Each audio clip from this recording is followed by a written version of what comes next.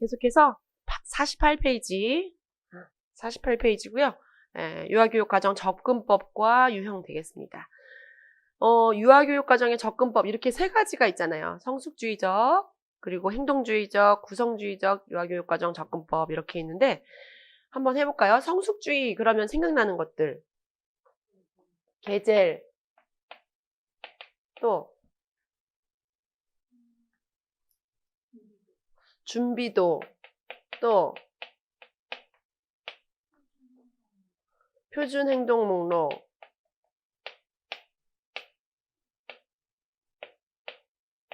또요? 내면의 발달 순서, 또요?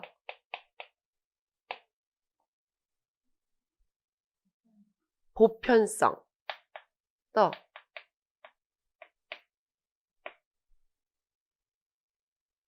등등. 루소, 또 루소의 교육이죠. 소극적 교육, 또 자연주의, 또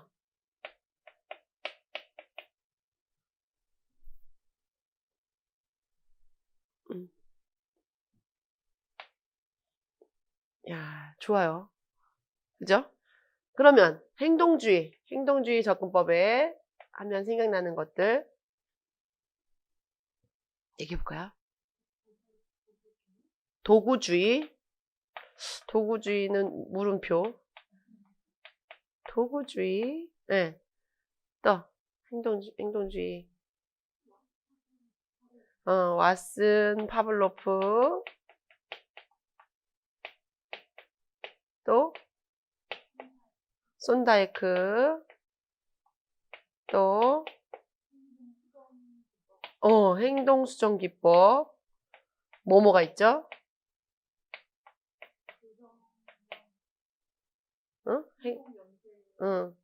행동조형, 행동연쇄,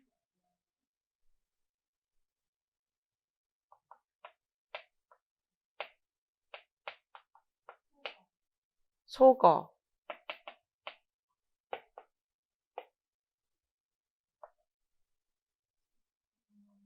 용안법,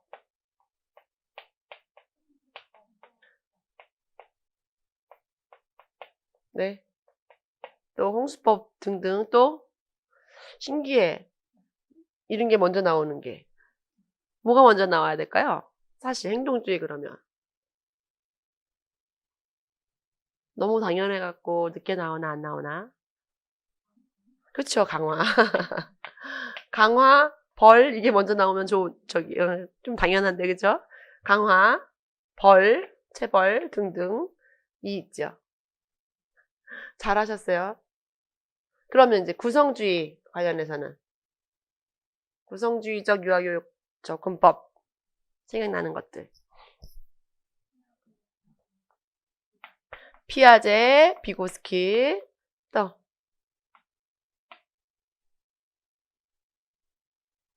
피아제와 비고스키를 비롯해서 또 그들의 뭐 세상도 같이 얘기해도 괜찮겠죠? 근접발달 시대 비슷해. 그 다음에 비계 설정. 그쵸. 또 네?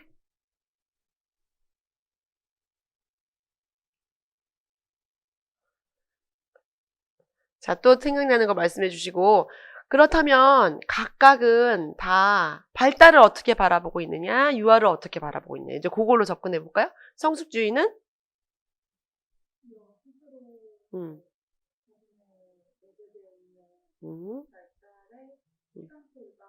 네. 네, 내재된 발달의 시간표를 따라서 스스로 성숙해 나가. 그러니까 교사는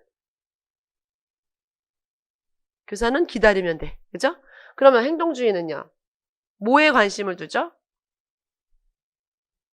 그러니까는 성숙주의는 그렇게 스스로 발달이 어느 정도 됐는지에 대해서 기다려지고 있으니까 내면에 좀 관심을 갖는다면 행동주의는 행동 자체에만 관심이 있어요. 걔가 무슨 생각을 갖고 있는지는 관심이 없죠. 그죠? 행동 자체에만 표면적이고 형식적인 거에만 관심이 많죠.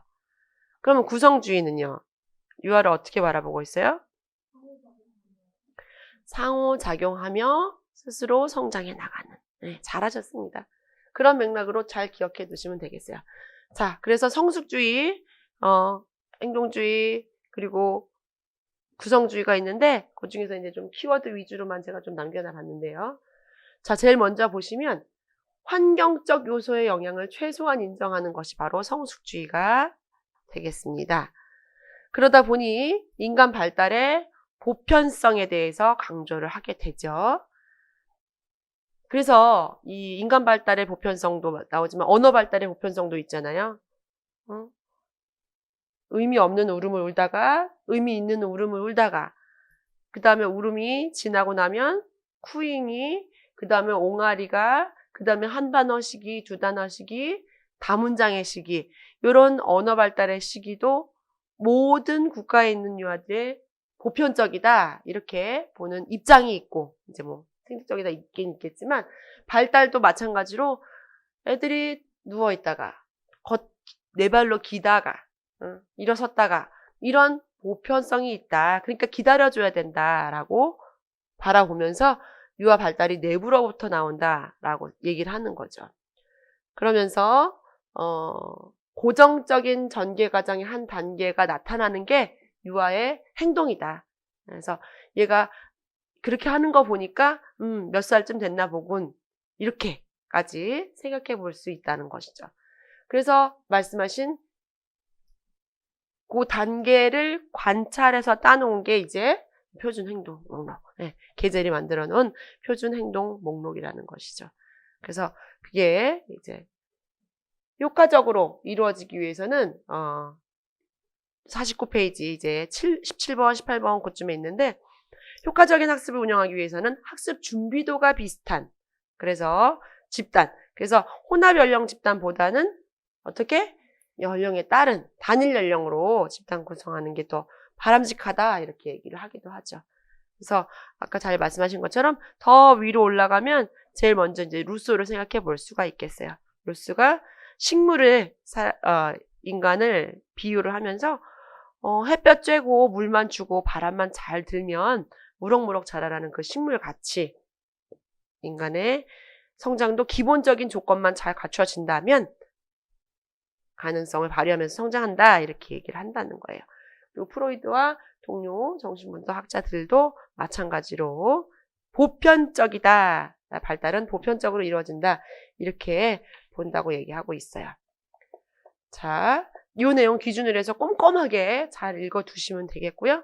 그 다음에 행동주의, 아까 말씀하신 로크, 손다이크, 스키너, 왓슨 등등이 각각의 그 강조점들 있잖아요. 그 각각의 강조점들이 이제 행동주의하고 연결이 될 수가 있다고 볼 수 있겠죠. 그래서 그들의 경험주의, 행동주의 이론이 그 행동주의적 유아교육 접근법의 근거가 됩니다. 말씀드린 외적으로 관찰 가능한 인간 행동만이 가치가 있다.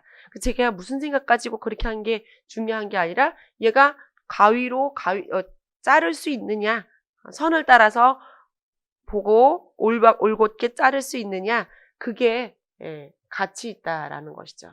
그래서 직접적인 교수 모델, 디스타 프로그램하고 행동 분석 모델 이런 것들이 행동주의 유아교육 접근법을 따른 것이다라고 볼 수 있는 것이고요.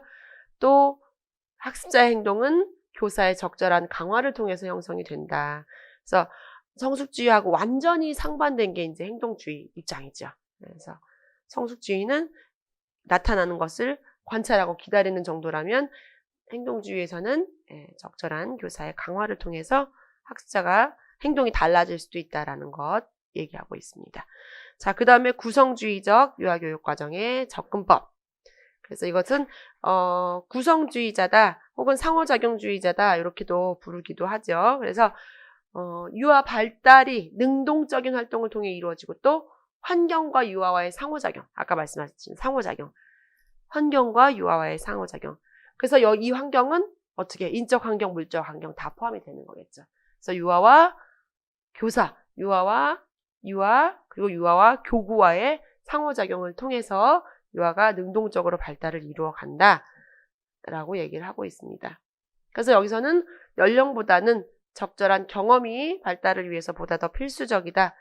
그래서 듀이, 피아제, 비고츠키 다 구성주의적 접근법에 관계가 깊은 사람들이 되겠습니다. 나중에 2차 때 선생님의 교육 철학이 뭐냐, 교육 신념이 뭐냐 물어볼 수 있어요. 그럼 이제 이런 어떤 입장을 따르는지 연관지어서 생각해 볼 수가 있겠죠. 52페이지에 관련 기출문제 있죠. 자, 다음은 새 유치원의 견학에 관한 가정통신문이다. 물음에 답해라. 디귿에 나타난 언어학습이론, 학습기제. 언어지만 접근법에 따른 것들 생각해 볼 수 있어서 여기다 같이 수록해 봤습니다. 아이들이 공공기관에서 사용하는 어휘와 용어를 올바르게 말할 때마다 즉각적인 칭찬과 격려를 아끼지 않을 것이다. 이게 뭐죠? 즉각적인 칭찬과 격려? 네, 즉각적인 칭찬과 격려를 주는 것은 강화이고, 학습 이론을 말하라 그랬으니까 행동주의, 행동주의 학습이론 생각해 볼 수가 있겠죠. 그래서 어렵지 않게 문제로 제시됩니다. 그래서 이런 것들 그냥 가볍게 풀어주면 되겠죠, 그죠? 자, 계속해서 보시면 이제 2절에 보시면 교육과정 유형의 분류가 있어요. 이것도 아주 중요하진 않지만 콜버그와 메이어의 분류가 문제로 나왔거든요. 그래서 좀 잘 알아둬야 돼요. 자, 와이카트는 교육과정의 유형을 교사가 주도하냐 혹은 반응하냐, 유아가 주도하냐 반응하냐에 따라서 이렇게 나눠놨어요. 교사가 주도하고 유아가 반응하는, 교사가 주도, 유아가 반응하는 계획된 교육과정, 교사와 유아가 둘 다 주도하는 개방체제 교육과정, 유아가 주도하고 교사가 반응하는 아동중심 교육과정, 그리고 다 주도하지 않고 반응만 하는 보호적 배려. 그래서 이거는 교육과정이라고 보기 어렵다라고 하기도 하는데 여기는 보호적 배려가 포함이 되어 있어요. 자, 그래서 그래도 조금 더 뭘 더 강조하는지를 보셔야 되는데 55페이지에 그 표가 있고 56페이지로 넘기시면, 자, 계획된 교육과정은 아까 누가 주도하고 누가 반응한다 그랬어요? 교사가 주도하고 유아는 반응한다 그랬어. 그러다 보니 56페이지 있죠. 동그라미 3번에 인간을 외부의 자극과 환경에 의해 변화될 수 있는 존재다라고 보고 있습니다. 교사가 학습의 주도권을 가지고 있으니까.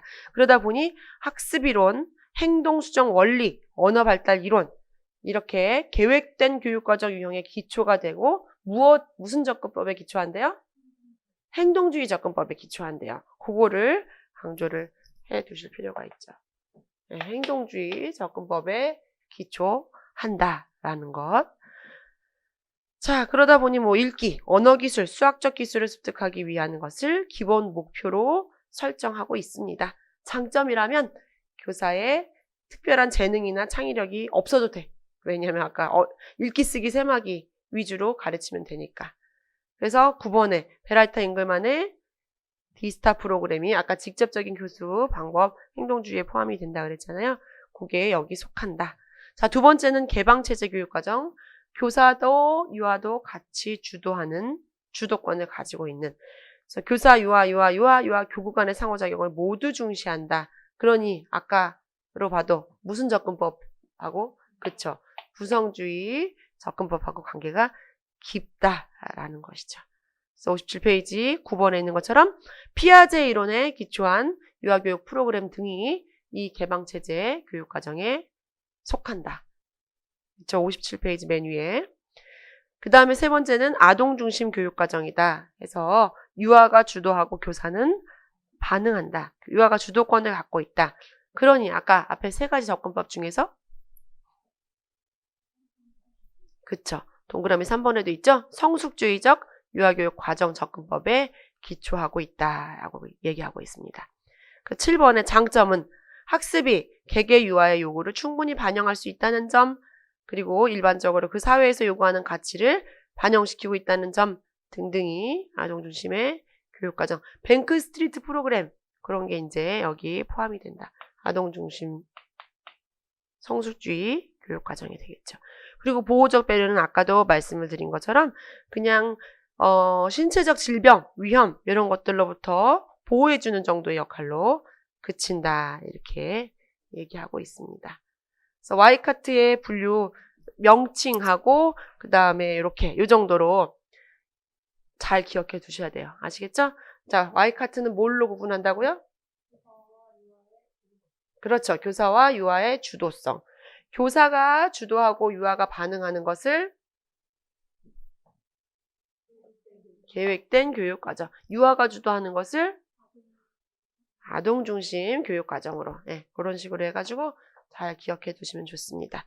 그 다음에 와이카트. 메이어의 분류.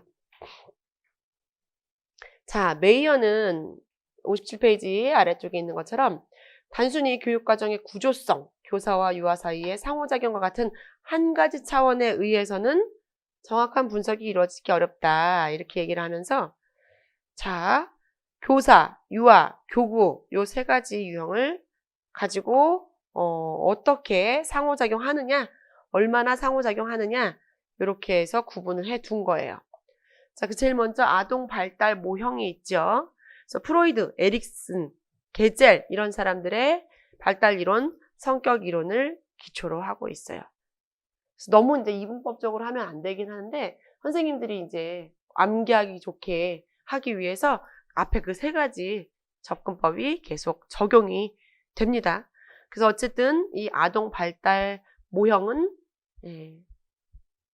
맨 아래 성숙주의, 성숙주의적 유아교육과정 접근법에 근거를 하고 있다. 그래서 아동 중심 모형하고 같다 이렇게 얘기를 합니다. 유아와 유아의 상호작용을 매우 강조하고 있대요. 그죠? 동그라미 3번에 있는 것처럼. 그리고 유아의 직접 활동을 강조하고 있대요. 그죠? 자, 두 번째는 언어인지 모형이에요. 언어인지 모형. 피아제 인지발달 이론의 기초를 두고 있대. 그러니까는 구성주의 교육과정 접근법에 기초하고 있다. 동그라미 3번에 있는 것처럼 누구의 상호작용? 교구와 유아, 유아와 유아, 유아 교사 간의 상호작용을 모두 중시하고 있다라고 얘기합니다.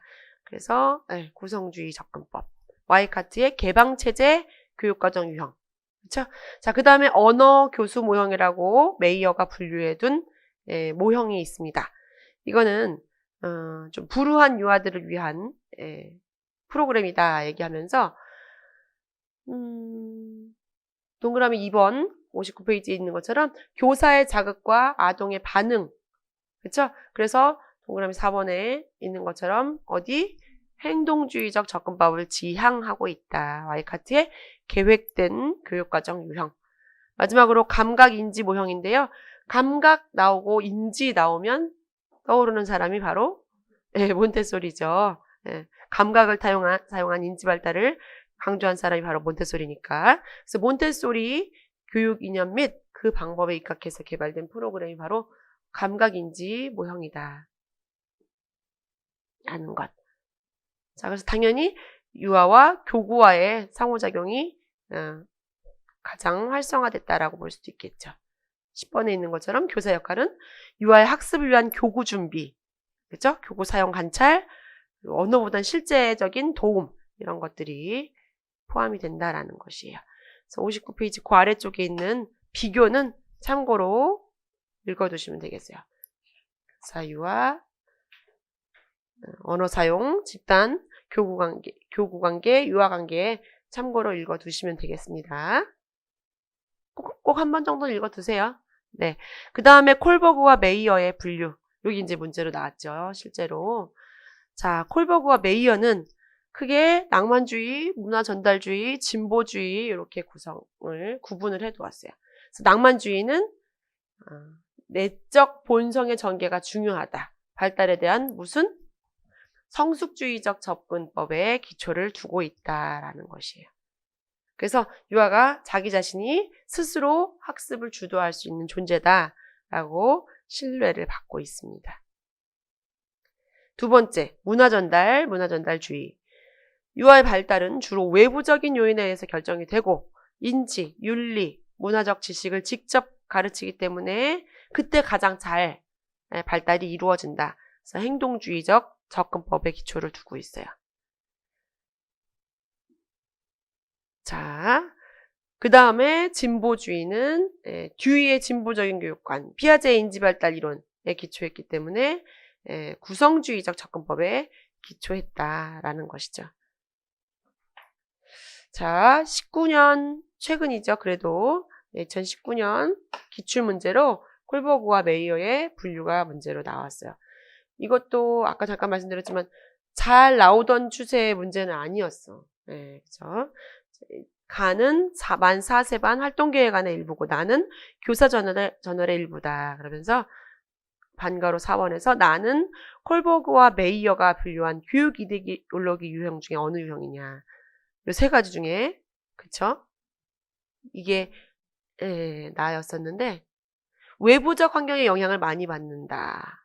그래서 사회문화적으로 축적된 지식을 유아들에게 전달하기 위해서 직접 가르치는 것이 중요한 교사 역할이다. 뭐겠어요? 문화전달주의였겠죠. 문화전달주의. 이렇게 하시면 되겠고 하나 더 네 번째 아동중심 교육과정이 있어요. 그래서 아동중심 교육과정은 이제 특별한 게 있다기보다 말 그대로 교사가 아닌 아동이 중심이 되는 교육과정인데 63페이지 맨 위에 이제 아동중심 교육과정의 동그라미 3번 보시면 도피에라 등이 찾으셨죠? 거기 보면 아동중심 교육과정은 낭만주의 이데올로기에 기초한 아동중심 교육과정 그리고 진보주의 이데올로기에 기초한 아동중심 교육과정이 있다. 그런데 보다 어디? 후자, 즉 진보주의적인 이데올로기가 보다 더 아동중심 교육과정이다. 그게 진정한 아동중심 교육과정이다. 즉 성숙주의만 기초로가 아니라 이제 구성주의를 기반으로 하는 아동중심 교육과정을 의미한다는 것이죠. 이해되시죠? 네, 그런 맥락으로 특징, 교사 역할, 환경 구성은 참고로 봐두셔도 되겠어요. 참고로. 자, 할 게 많아서 빨리빨리 빼니까 진짜 잘 나가죠? 자, 같이 계속 이어서 볼게요. 몬테소리 프로그램입니다. 몬테소리 프로그램. 마리아 몬테소리 프로그램. 몬테소리 프로그램이 뭐예요, 선생님들?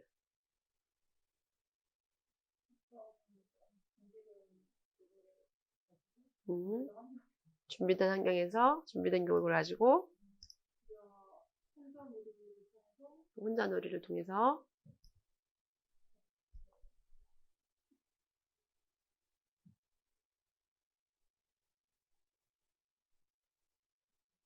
뭐가 이루어지는 거죠? 그렇죠. 맞아요. 다 했어. 문장 다 됐어. 그렇죠? 이런 과정들이 굉장히 필요해요. 중요한 용어들 많이 나왔잖아. 그렇죠?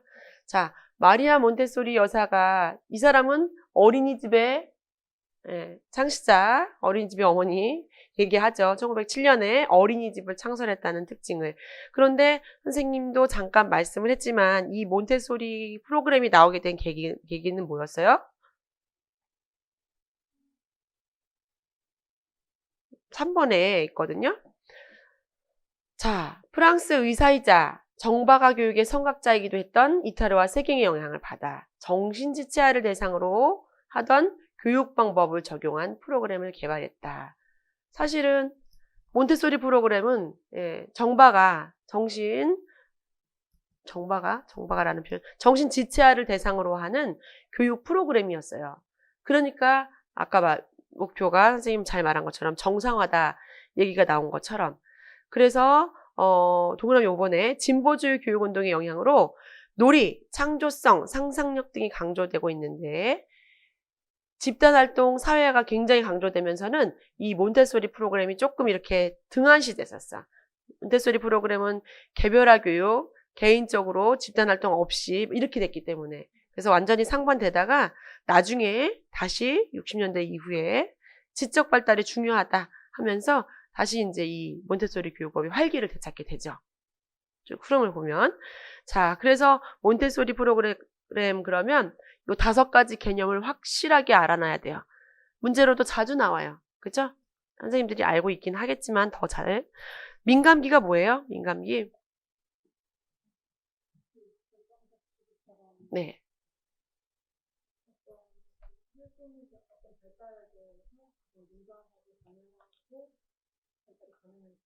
그렇죠.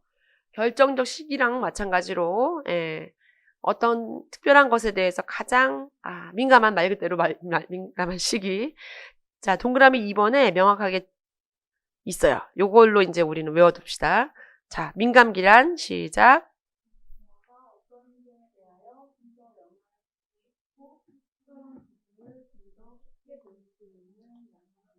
네. 유아가 어떤 행동에 대해서 좀 더 영향을 받기 쉽고 특정한 기술을 좀 더 쉽게 배울 수 있는 양상, 그 시기, 그거를 민감기 이렇게 얘기를 한다는 거예요. 그래서 말 그대로 민감한 성향을 얘기를 하는데 그 민감기에는 또 어떤 게 있어요? 이렇게 있어요. 여기 이제 성숙주의하고도 연결이 될 수도 있을 텐데 몬테소리 민감기가 5가지로 좀 구분이 됩니다. 제일 먼저는 질서에 대한 민감기, 생후 3년이에요. 그래서 요 생후 3년 동안에는 질서에 대한 민감기가 강해가지고 물건도 제자리에 갖다 빨리 정리하려고 그러고 또 제자리에 정리되어 있지 않으면 동요하고 뭐 이런 식으로 하면서 질서가 본능적으로 일어난다는 거죠. 일어난다는 거. 질서에 대한 민감기. 그 다음에는 세부에 대한 민감기라는 것이 있는데 아주 작고 세부적인 것. 그래서 어떤 작품을 보여주잖아요. 그러면 그 큰 걸 보는 게 아니라 그 작은 것들. 여기 나온 것처럼. 곤충. 아주 작은 거. 그 애들이 있잖아요. 이런 거 짚는 것도 눈과 손의 협응력도 길러야 되지만 쓰레기도 주워오라 그러면 큰 거 당연히 주워오는데 막 바닥에 붙은 먼지들 이제 이렇게 하면서 세부에 대한 민감기가 활발한 때가 1에서 2세. 그 다음에 양손 사용에 대한 민감기라는 게 또 있죠. 그래서 18개월에서 3세 사이에 그래서 그릇을 열고 닫고 그릇 속에 물건을 꺼냈다가 채우고 이제 이런 것들이 양손 사용에 대한 민감성으로. 그리고 4번째는 걷기에 대한 민감기다. 그래서 1에서 2세 때 그래서 걷는 걸 배우는 건 무력한 존재에서 능동적인 존재로 전이되는 제2의 탄생이다 라고 말할 정도로 몬테소리가 걷기에 대한 민감기를 강조하고 있죠. 그리고 언어에 대한 민감기도 있어요. 넘기시면 언어에 대한 민감기. 그래서 언어에 대한 규칙을 배우고 그렇게 해서 언어를 할 수 있고 문법을 사용할 수 있고 이런 것들이 가능하다라는 것이죠. 그래서 민감기 자체에 또 중요한데 이 5가지에 대한 민감기가 있다라는 것도 아주 잘 봐두시면 좋겠습니다. 다시 돌아와서 민감기 어떤 특별한 것을 배울 수 있는 시기 양상을 말한다 그랬고 흡수정신은 그러면 뭘까요? 흡수정신.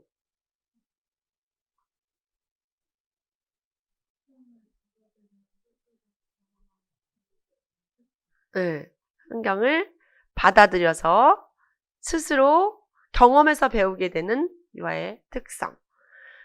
뭘 가지고? 유아 내부에 잠재해 있는 흡수하는 정신 능력을 가지고. 그쵸? 그래서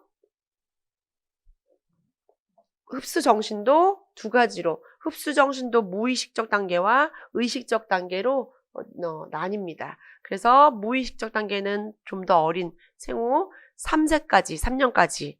그래서 보고 듣고 냄새 맡고 만져보고 말 그대로 무의식적으로 받아들일 수 있는 흡수 정신 단계. 그 다음에 의식적 단계는 3에서 6세.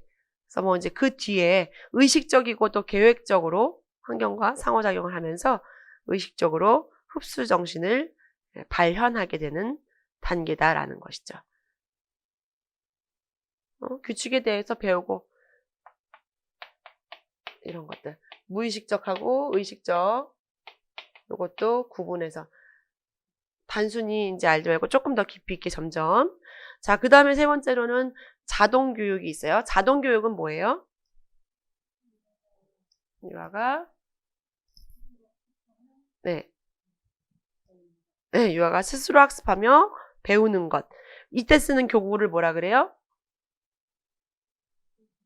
자기수정적 교구 용어 쓰죠. 그래서 준비된 환경에서 능동적으로 참여해서 자유롭게 선택한 활동을 행할 때 학습이 자연히 이루어진다. 그래서 감각 교구들 있잖아요. 몬테소리 교구들. 몬테소리 교구 본 적 있어요? 사용도 해봤어요? 안 해보고 선생님 사용은 안 해봤어요? 대표적이야 되게. 주로 이제 이걸로 드는데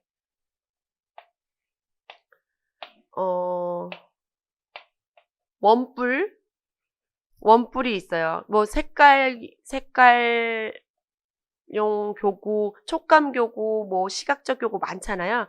그런데 이제 이 원뿔 교구 같은 경우가 이렇게 동그라미인데 이렇게 네 가지의 구멍이 있어요. 근데 다 똑같이 길이가 길지 않아. 뭐 이제 깊이가 다른 거죠. 깊이가 이해되죠? 그래서 이제 1mm 정도까지 해가지고 그 다음에 꼭지 달린 원기둥이구나. 이 정식 명칭이. 어떤 건 이렇고 어떤 거는 폭이 달라. 그리고 어떤 거는 폭과 길이까지 달라요. 자, 그러면 이게 다 꺼내놓은 다음에 다 법칙이 있어요. 그냥 무조건 이렇게 들고가 아니라 한 손가락으로 들고 두 손가락을 들어서 주변을 만져보고 또 깊이도 넣어보고 해가지고 익히는 거야. 그리고 나서 들어서 넣어봐. 아, 여기 아니네? 여기서부터 넣어보겠죠? 아니네, 여기 맞네? 이런 식으로 해서 찾아가는 거예요. 그렇게 해서 정답을 찾아가는 거죠. 자동교육. 누가 가르쳐주는 게 아니라. 그 대신 첫 번째 처음에 교구 소개할 때 교사가 정확하게 얘기를 해주는 거예요. 그래서 어떤 거는 이렇게 생긴 거, 어떤 건 똑같이 길이가 긴데 폭이 점점 좁은 뭐 이런 식으로 다 다른 원기둥을 가지고, 그러니까 어떤 건 이거, 어떤 거는 그러니까 원기둥판이 굉장히 여러 개가 있어요. 여러 가지가 있는 거죠. 대표적으로. 자, 그래서 이런 식으로 다시 능동적으로 준비된 환경에서, 즉 이런 교구를 명확하게 준비해주고 개인 매트 깔고 어떻게 하는 방법까지 소개해주고, 이게 준비된 환경이잖아요. 그래서 그 준비된 환경에서 능동적으로 참여해서 이제 자연스럽게 충분히 해본 다음에 이루어지는 교육.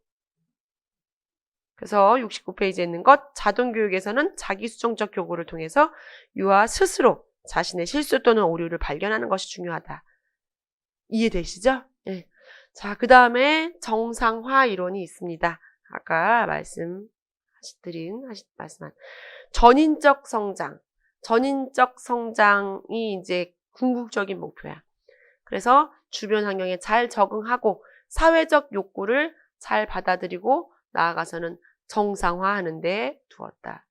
그래서 이 정상화가 아까 정신지체아가 정상적인 생활을 할 수 있는, 적응해서 사회 속에서 어우러질 수 있는 거기까지가 이제 목표인 거죠.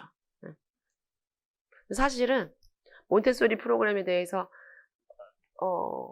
잘 모르시는 분들은, 학부모들 같은 경우에는 몬테소리 교육 받은 애들은 집중 잘하고 조용해서 좋아요 이렇게 얘기하기도 해요. 그런데 원래는 어떻게 정신지체아들의 정상화를 위한 이제 그런 것 따지면은 우리 유치원 교육에서 완전히 몬테소리 프로그램만 쓸 수는 없죠. 그죠? 당연히 이제 대집단 활동도 하고 바깥에서 뛰어놀기도 하고 하게 되니까. 자, 그래서 정상화 이론까지 이해하셨으면 이제 다섯 번째가 준비된 환경이다. 그래가지고 이런 교구를 마련해 주는 것, 깨끗한 환경, 아름다운 환경 준비해 주는 거는 교사의 역할이다라는 것이죠. 몬테소리 교수 방법, 각 유아가 자신에게 맞는 교구를 선택해서 자신의 속도에 맞추어 학습을 진행시킵니다.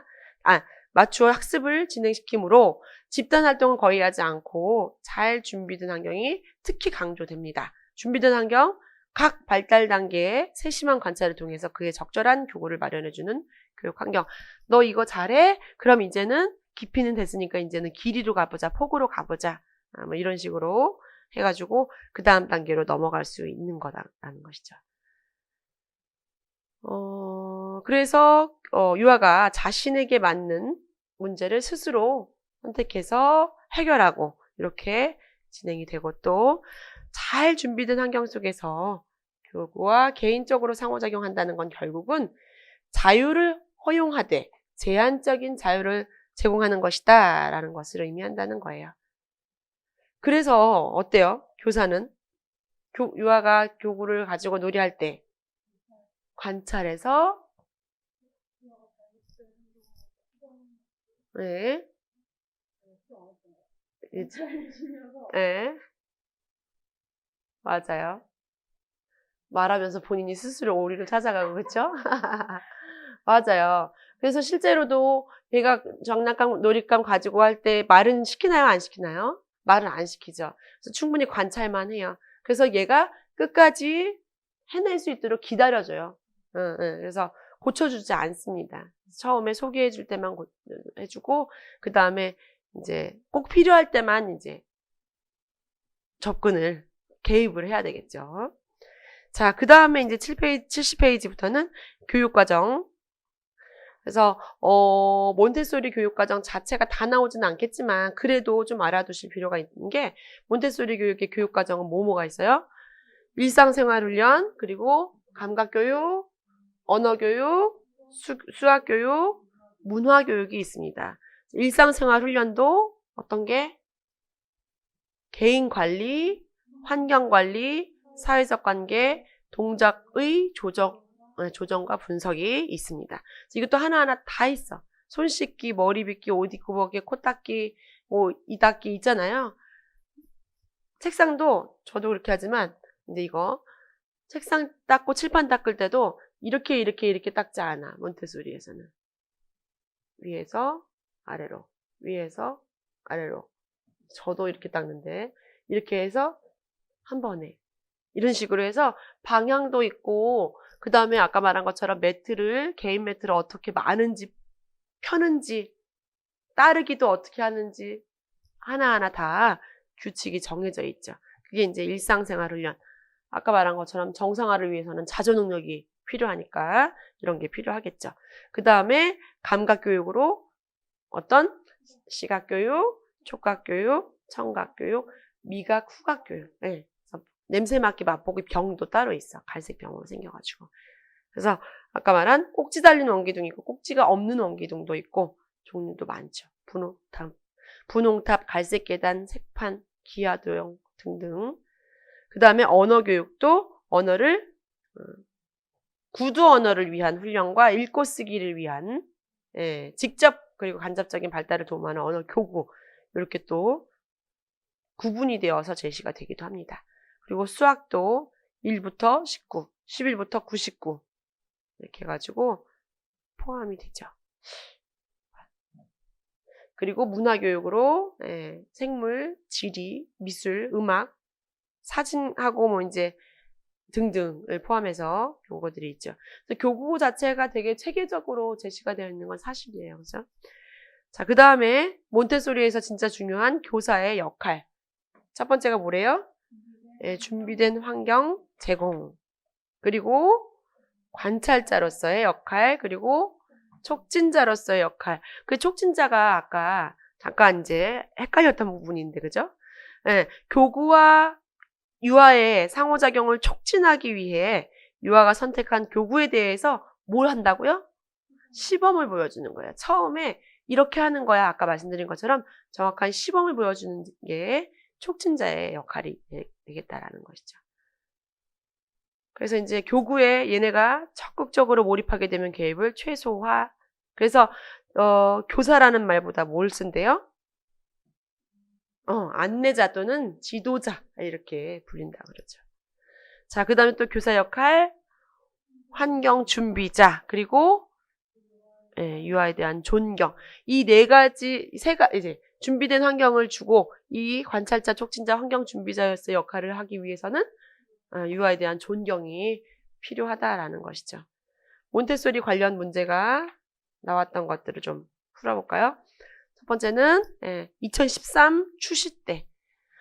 자, 다음은 유아교육 사상가에 대한 내용이다. 물음에 답해라. 기억에 들어갈 사상가, 니은에 들어갈 용어 한 가지.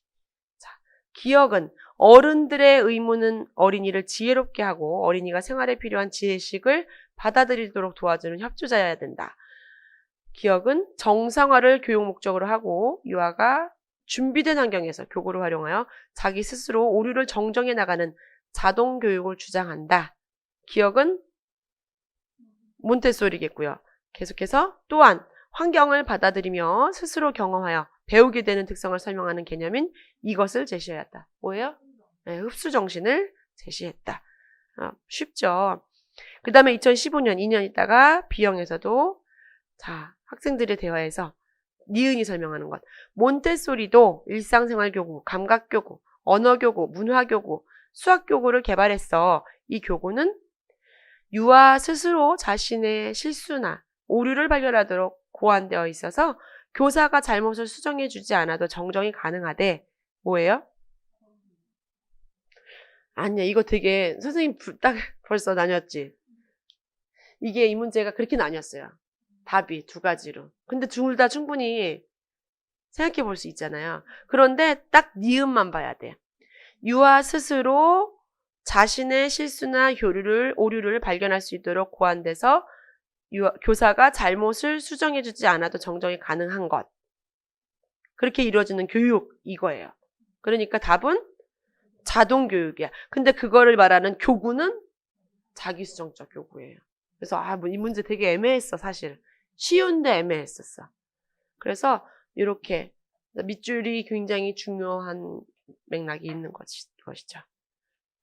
잘 헷갈리게 잘 풀어보셨고 그 다음에 하나 더 2017년에 A형 4번에서도 보시면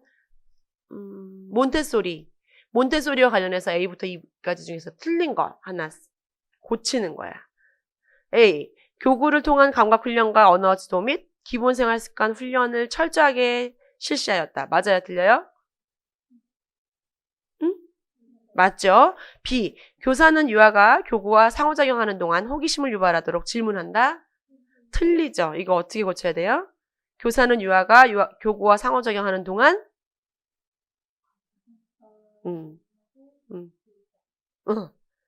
두 분인데도 답이 또 조금씩 이렇게 그쵸? 이게 나중에 모의고사 때도 굉장히 중요해요. 그렇게 해서 이게 정답으로 인정될 용어가 있는지 없는지 어떻게 쓰는 게 더 좋은지 이제 여기에 같이 가지는 거죠. 지금 두 분 다 자, 교구와 상호작용하는 동안 질문한다가 틀렸으니까 질문하지 않고 관찰한다 이렇게 쓰면은 훨씬 좋겠죠, 그죠? 네. 뭐 상호작용하는 동안 그 뒤는 쓰고 싶은 거 마음대로 써도 되는데 어쨌든 질문을 하지 않는 게 관건이에요. 그죠? 질문하지 않고 관찰하고 하는 것. 자, 이렇게 해서 몬테소리까지 봤고요. 또 잠깐 쉴게요.